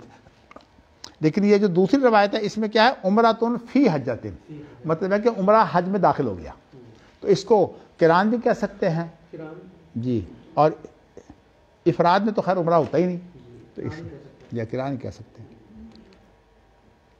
اگلی حدیث حدثنا محمد بن یوسف حدثنا سفیان عن عبداللہ بن دینار عن ابن عمر وقت النبی صلی اللہ علیہ وسلم قرنا لأہل نجد والجحفۃ لأہل الشام وذل حلیفۃ لأہل المدینہ قال سمعت ھذا من النبی صلی اللہ علیہ وسلم وبلغنی ان النبی صلی اللہ علیہ وسلم قال ولأہل الیمن یلملم وذکر العراق فقال لم یکن عراق یومئذ. لو جی اب عبداللہ بن عمر یہ بیان کرتے ہیں کہ نبی اکرم صلی اللہ علیہ وسلم نے جو مقرر کیا تو اہل نجد کے لیے جو ہے وہ قرن المنازل کو مقرر کیا تھا. یہ قرن المنازل جو ہے یہ طائف کے پاس جو ہے وہ ایک جگہ ہے, تو اس کو میقات مقرر کیا. اور جوفا کا جو ہے یہ اہل شام کے لیے ہے, یہ ینبوع کے قریب ہے اہل شام کے لیے. اور ذی الحلیفہ جو ہے وہ مدینہ والوں کے لیے آپ نے جگہ مقرر کی ہے. احرام سے مراد جو ہے وہ نیت کرنا ہوتا ہے. کپڑے جو ہیں وہ شرط ہیں, کپڑوں کا نام احرام نہیں ہے. ہمارے ہاں عام طور پر لوگ احرام کپڑوں کو سمجھتے ہیں, کہتے ہیں پہلے کپڑے نہ پہنو. حالانکہ کپڑے تو آپ گھر سے بھی پہن سکتے ہیں, تبدیل کر سکتے ہیں, لیکن یہ ہے کہ اصل وہ جو نیت ہوتی ہے نا کہ عمرۃن و حجۃن یا عمرۃن فی حجۃ وغیرہ کی جو نیتیں ہیں یہ اس جگہ پر ہونی چاہیے. ہم جہاد میں سوار ہوتے ہیں تو کپڑے تو پہلے بھی بعض ہم بدل لیتے ہیں, اور اس کے بعد جب وقت آتا ہے تو وہ اعلان کرتے ہیں کہ اب یہ جہاز جو ہے یہ میقات کے اوپر سے گزر رہا ہے, تو ہم اس وقت نیت باندھ دیتے ہیں. تو کہتے ہیں کہ یہ ساری چیزیں تو نبی اکرم صلی اللہ علیہ وسلم سے میں نے سنی ہیں, اور مجھے یہ بات پہنچی ہے جی یہاں یہ بلاغات میں سے ہے، یعنی ابن عمر نے روایت کی ہے، جو اپنی روایت ہے وہ تو بیان کر دی، اور جو بلاغات ہیں، بلاغات اس کو بولتے ہیں جو خود جو ہے وہ نہ سنی ہو لیکن آپ کو یہ بات پہنچی ہو۔ تو عبداللہ بن عمر کہتے ہیں کہ مجھے یہ بات پہنچی ہے کہ نبی اکرم صلی اللہ علیہ وسلم نے اہل یمن کے لیے جو ہے وہ یلملم کو مقرر کیا تھا، یہ بلاغات میں سے ہے، اور یہ بلاغات جو ہے وہ زیادہ عادت امام مالک کی ہے موطا میں، اور بلاغات جو ہے وہ امام مالک لاتے ہیں، لیکن امام مالک کی بلاغات اکثر جو ہے وہ صحیح ہوتی ہیں، لیکن حجت کوئی نہیں ہے بلاغات، اس لیے کہ صحابی کی حد تک تو حجت ہے، عبداللہ بن عمر خود صحابی ہیں، تو اس لیے اگر وہ بلاغات کی صورت میں بھی کوئی چیز بیان کریں تو ان کی تو معتبر ہے۔ تو جیسے کہ صحابی کا واسطہ چھوڑ دیا جائے تو مرسل صحابی جو ہے معتبر ہوتی ہے۔ اچھا جی، اب اس کے بعد ایک چیز ہے وذکر العراق، تو عراق کا ذکر عبداللہ بن عمر کے سامنے جب کیا گیا تو کہا کہ لم یکن عراق یومئذ، اس وقت عراق کا کوئی ایسا وجود نہیں تھا کہ جہاں سے لوگ حج کے لیے آئیں۔ تو اصل میں عراق کا رستہ وہی تھا اپنا نجد والا، تو نجد والوں کے لیے جو ہے وہ قرن المنازل ہے، تو عراقیوں کے لیے بھی قرن المنازل ہی ہے۔ لیکن بعد میں پھر جب الگ مقرر کر دیا گیا عراق والوں کے لیے کون سی جگہ ہے؟ کوئی بھی نہیں ہے، قرن المنازل ہی۔ چلیے جی، حدثنا عبد الرحمن ابن المبارک حدثنا الفضیل حدثنا موسیٰ بن عقبہ حدثنی سالم بن عبد اللہ عن ابیہ عن النبی صلی اللہ علیہ وسلم انہ اوریا وهو فی معرسہ بذی الحلیفہ فقیل لہ انک ببطحاء مبارکۃ۔ اب دیکھیں یہاں آ گیا نا، نبی اکرم نے رات گزاری ہے ذوالحلیفہ میں۔ اب یہاں بیان کرتے ہیں کہ نبی اکرم صلی اللہ علیہ وسلم کو یہ دکھایا گیا خواب میں، وهو فی معرسہ بذی الحلیفہ، آپ جو ہے وہ اپنی اس جگہ پر تھے جہاں آپ رات گزار رہے تھے۔ الرسا یورسو کا معنی ہوتا ہے رات گزارنا، اگرچہ اس لفظ کو لیا گیا ہے خاص طور پر جو میاں بیوی کی رات گزارنے کی بات ہوتی ہے نا، اس لیے کہ ایک ہوتی ہے عروسہ اور ایک ہوتا ہے عریسہ۔ عروسہ دلہن کو کہتے ہیں، عریسہ کہتے ہیں دولہے کو، تو اس لیے لفظ یہ وہاں سے تیار کیا گیا ہے۔ وہ فی معرسہ ہی، یعنی جہاں آپ نے ذوالحلیفہ میں رات گزاری تھی اس میں آپ کو خواب دکھائی گئی، اور کیا خواب میں کیا کہا گیا؟ کہا گیا کہ تم ایک مبارک وادی میں ہو، گویا کہ یہاں اس کی برکت جو ہے اس کا ذکر بھی آ گیا۔ چلیے جی اتنا کر دیتے ہیں، اس کے بعد نیا باب ہے۔ اصل میں آپ کو یہ بات کہنا چاہتا ہوں کہ آپ کا جو سوال ہوتا ہے نا وہ میرے لیے بڑا اہم ہوتا ہے، اس لیے اگر آپ سوال نہیں کریں گے باتیں رہ جائیں گی۔ آپ مجھ سے سوال کر لیا کریں تاکہ کوئی بات رہے نہیں، اگر آپ کا کوئی سوال ہے تو اب کریں، میں اس کا جواب دیتا ہوں، اس لیے کہ درمیان میں سوال کرنے سے بات جو ہے وہ بسا اوقات کسی اور طرف چلی جاتی ہے، وہ آداب تعلم کے خلاف ہے۔ کوئی ہے سوال؟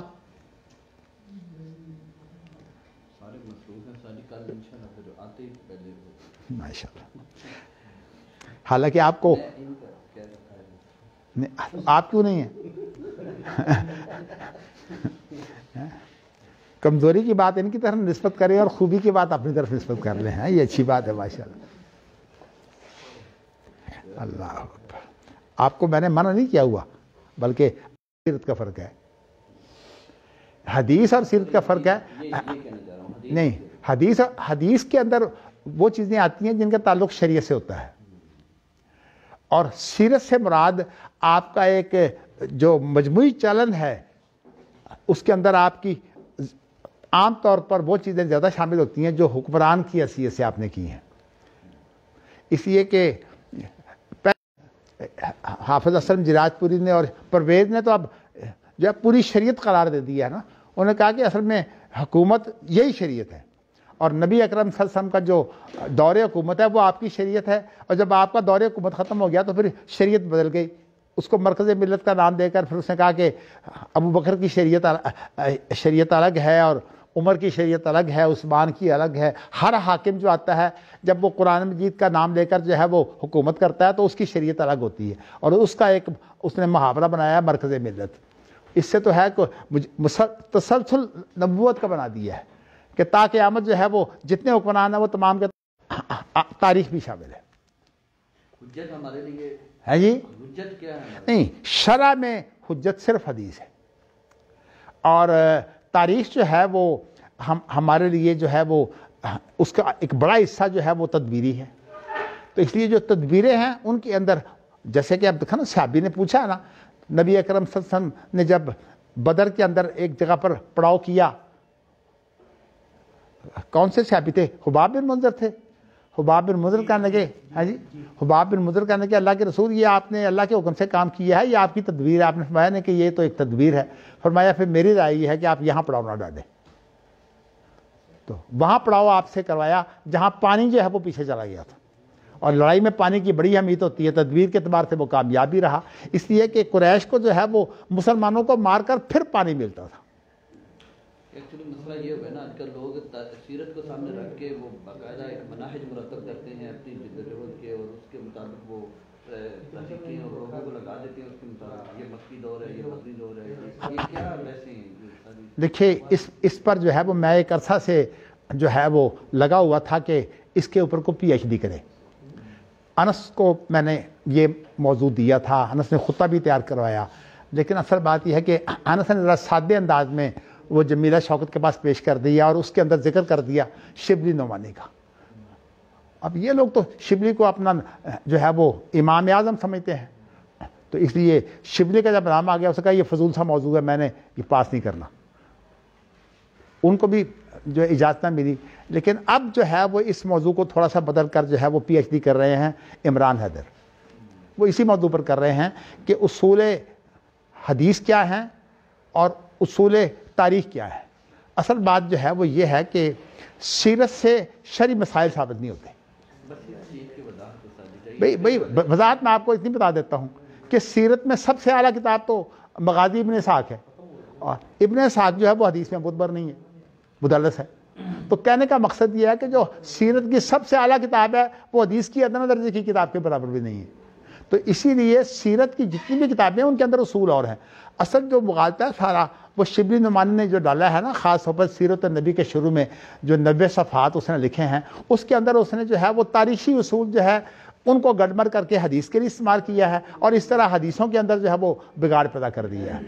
اس کا رد تو ہونا چاہیے، لیکن کسی نے ابھی تک رد نہیں کیا. یہ دارالسلام والے جو ہیں وہ کام تو یہ ویسے کرتے ہیں، لیکن وہ کسی عالم سے کام نہیں کرواتے، کام اس شخص سے کرواتے ہیں جس کو اس علم سے کوئی تعلق نہ ہو. اب اس کا جو مقدمہ لکھا ہے وہ پروفیسر یحییٰ نے لکھا ہے، اور پروفیسر یحییٰ جو ہے وہ عربی زبان کا آدمی ہے، وہ شریعت کا آدمی نہیں ہے. اسے یہ بھی نہیں پتا کہ خود حدیث کے اصول کیا ہے، بلکہ اس کے اندر اس نے جو ہے رد کرتے ہوئے شبلی کا یہ دعویٰ کیا ہے کہ صحابہ جو ہیں، جو سیرت اور تاریخ ہے اس کے اندر جب تک اس واقعہ میں آدمی وہ شریک نہ ہوتا اس وقت تک وہ روایت نہیں کرتا تھا. حالانکہ مرسل صحابہ جو ہے یہ حجت ہے. اس نے مرسل صحابہ کا بھی انکار کر دیا سیرت نے. تو اس کی وجہ سے یہ ہے کہ وہ خود آدمی جو ہے وہ عربی زبان کا ہے، شریعت کا آدمی نہیں ہے. تو جو شریعت کا آدمی نہ ہو وہ شریعت کی باتیں جو ہیں وہ بیان کرنا شروع کر دے. اس لیے میرا یہ ذہن ہے کہ اللہ تعالیٰ جو ہے وہ کسی ایسے آدمی سے کام لے جو فن حدیث کا ماہر ہو. تو اس لیے اپنے شاگردوں کو ہم نے دیا ہوا ہے، اللہ کرے کہ وہ اس پر کام کر دیں. اب عمران صاحب جو ہے وہ کام کرتے رہتے ہیں. میں نے ان کو جو ہے وہ یہ موضوع جو ہے وہ اللہ کا شکر ہے کسی حد تک پاس تو ہو گیا ہے، لیکن اس کے اندر ایک بہت بڑا اور موضوع بھی ہے. وہ یہ ہے کہ آپ کو یہ پتہ ہے کہ شیعہ جو بنے ہیں یہ مسئلہ سیاسی تھا. یہ بنیادی طور پر شریعت کا مسئلہ نہیں تھا، یہ سیاسی مسئلہ تھا. تو اس لیے شیعہ جو ہیں وہ بنیادی طور پر اخباری ہوتے ہیں. یعنی اخباری سے مراد یہ ہے کہ سیرت و تاریخ کے ماہر ہوتے ہیں. تو لیکن انہوں نے پھر پہلے تو ان کو اخباری کہا جاتا تھا، لیکن پھر بعد میں انہوں نے اپنے ہاں بھی تقسیم کر لی. جو شریعت کی باتیں کرتے ہیں ان کو وہ محدث کہتے ہیں. یعنی اس ظاہر ہے کہ انہوں نے تاریخ کے اندر ساری شریعت کے مسائل جو ہیں وہ داخل کر دیے. تو اب جو ان کے مسائل جو شریعت کے ہیں ان کو وہ محدث کہتے ہیں، اور جو شریعت کے علاوہ تاریخی باتیں کرتے ہیں ان کو وہ پھر اخباری کہتے ہیں. تو یہ جو ہے نا اصول سنت اور اصول اسی طرح تاریخ، اس کے اندر اہل سنت کے اصول اور اہل تشیع کے اصول حدیث، ان کا بھی تقابل بہت اہم مسئلہ ہے۔ تو ویسے تو میں نے دیکھا نہیں، لیکن مجھے سہیل نے بتایا کہ اس پر میں نے کام کروایا ہے اپنا اسلامی یونیورسٹی اسلام آباد میں، لیکن ابھی تک میں نے اس چیز کو دیکھا نہیں۔ تو دیکھنے کے بعد میں کہہ سکتا ہوں کہ وہ کیسا کام ہے اور اس کے بعد اس پر مزید کام کی کیا ضرورت ہے، لیکن بھارت عمران حیدر اسی پر جو ہے وہ کام کر رہے ہیں۔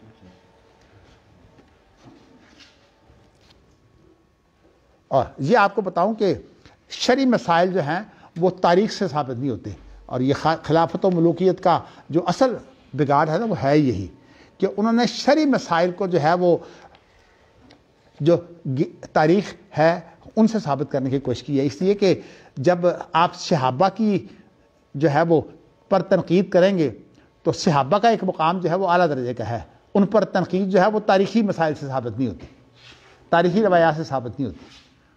ان کے بارے میں اگر آپ نے کچھ بات ثابت کرنی ہے تو وہ ان کا معیار وہ ہونا چاہیے جو حدیث کے ثبوت کا معیار ہے۔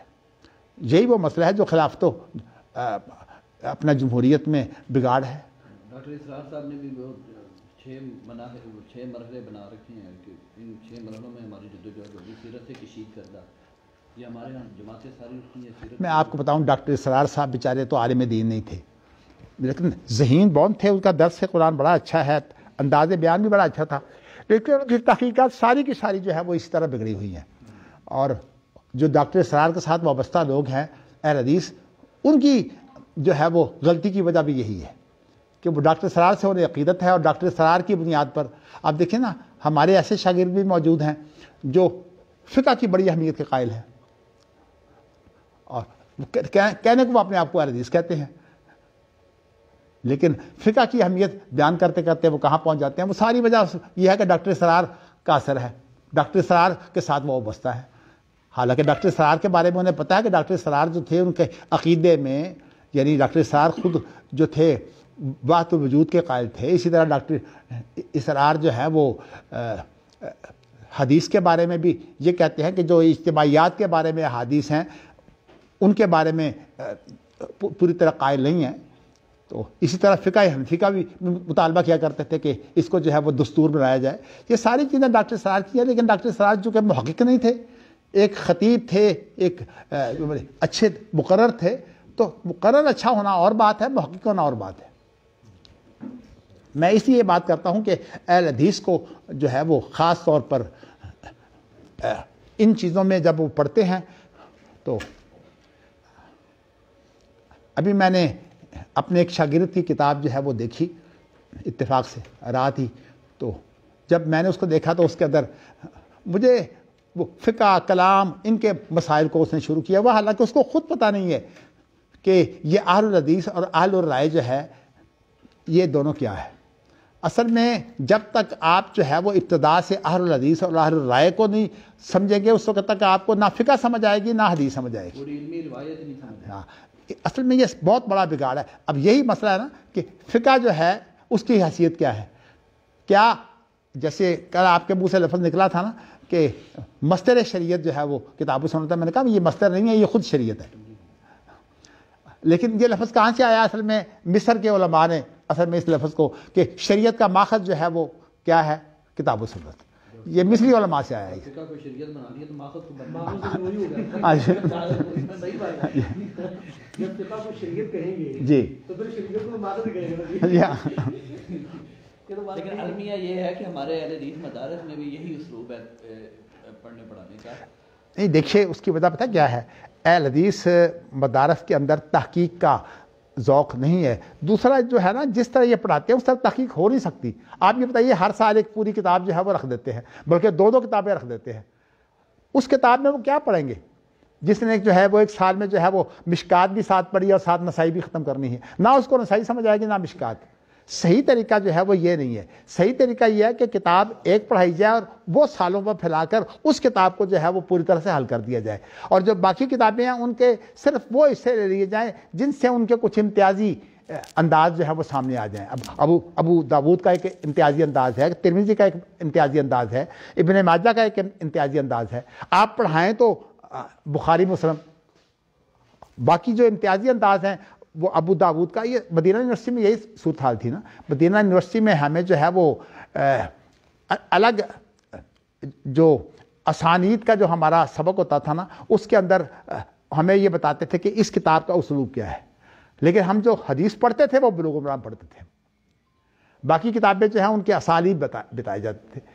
ہمارے ہاں جو ہے وہ حنفی تو خیر بالکل ہی اس چیز سے کورے ہیں، اس لیے کہ انہوں نے تو 9 کتابیں ایک سال میں پڑھنی ہوتی ہیں، اور اس کے اندر صرف وہ مسائل آتے ہیں جو ان کے اپنے خاص امتیازی مسائل ہیں. اور اس لیے مدارس جو ہیں ان کا بڑا بگاڑ یہ ہے کہ وہ فرقوں کے مدرسے ہیں، ان کے اندر اسلام کی نمائندگی تو ہے ہی نہیں. اور خاص طور پر یہ جو فقہ کے زیادہ عقیدت مند ہیں جنہوں نے جو ہے وہ شریعت کو چھوڑا ہوا ہے فقہ کی بنیاد پر، یہ تو بہت بڑا بگاڑ ہے. لیکن اس کو جب تک تاریخی طور پر نہیں آپ سمجھیں گے اس وقت تک آپ کو یہ اختلافات سمجھ نہیں آئیں گے. تو اس لیے میں نے آپ کو یہ بتایا ہے کہ ان اختلافات کو سمجھنے کے لیے ضروری ہے کہ پہلے آپ جو ان کا جو اہل الحدیث کا اور اہل الرائے کا جو اختلاف ہوا ہے ان کی جو باتیں ہیں ان کے امتیازات سمجھیں، پھر انشاءاللہ آپ کے لیے ذہن کھلتا چلا جائے گا. نمایاں کتابیں آپ کون سی سمجھتے ہیں اس کے لیے نمایاں کتاب کوئی نہیں ہے، بکھرے ہوئے مسائل، اس پر جو ہے کسی نے کام ہی نہیں کیا. رسالہ ہے امام شافعی کا، یعنی نہیں. تجزیہ خود کرنا پڑے گا. دیکھیے امام شافعی کا رسالہ ہے، وہ ظاہر ہے کہ وہ اہل حدیث کے ترجمان ہے. امام بخاری کی کتاب ہے، وہ اہل حدیث کے ترجمان ہے. لیکن ان چیزوں میں جو اختصار ہے نا، بعد میں اس کے اندر بہت تفصیل، یعنی اب آپ دیکھیے کہ آپ اگر یہ جاننا چاہیں کہ اہل الحدیث اور اہل الرائے کی تاریخ کیا ہے، کتاب میں آپ کو خالی ملیں گی. کسی نے کسی ایک چیز کو بیان کر دیا، کسی نے دوسری چیز کو بیان کر دیا ہے، کسی نے تیسری چیز کو بیان کر دیا ہے. میں نے اس کے لیے بات سے یہ کوشش کی ہے کہ ان چیزوں کو اکٹھا کروں، اور اکٹھا کر کے ظاہر ہے میں نے انہی کتابوں سے جو ہے مثلا تخریج کا جو اصول ہے اہل الرائے کا وہ میں نے شاہ ولی اللہ سے لیا ہے، اور اسی طرح یہ جو فقہ تقدیری کی بات ہے یہ میں نے پرانی کتابوں سے لیا. فقہ تقدیری بہت مشہور مسئلہ ہے. اسی طرح جو یہ قاضی کا فیصلہ جو ہے یہ اصل بنیاد ہے شریعت میں، یہ بھی میں نے جو ہے. تو اصل بات یہ ہے کہ میری خواہش تو بہت تھی لیکن میں نہیں اپنی درسگاہ میں جو ہے وہ زیادہ پڑھا سکا. تو چلیے اللہ نے اب موقع دیا ہے، اللہ مجھے زندگی دے میں یہ کام کر جاؤں کہ یہ کام ہو جائے. تو میں جو کوشش کر رہا ہوں حقیقت یہ ہے کہ میں تو یہ سمجھتا ہوں کہ میں چراغ سحری ہوں، اس لیے جو کچھ بھی میرے پاس ہے میں آپ کو، لیکن یہ اللہ کا شکر ہے میں تکلف نہیں کرتا. میں جو سیدھی سی بات ہے میں وہ پیش کرتا ہوں. امام بخاری کا جو تصور اجماع ہے وہ آپ کے سامنے رکھ دیا ہے، اس طرح ان کا تصور اجتہاد بھی سامنے رکھ دیا ہے. لیکن یہ اللہ کا شکر ہے کہ آپ کو اہل الرائے اور اہل الحدیث کے جو امتیازات ہیں وہ واضح کر دیے ہیں. اگر آپ کے سامنے وہ چیز رہے گی تو انشاءاللہ سارا معاملہ صاف ہو جائے گا. چلیے جی، جزاکم اللہ.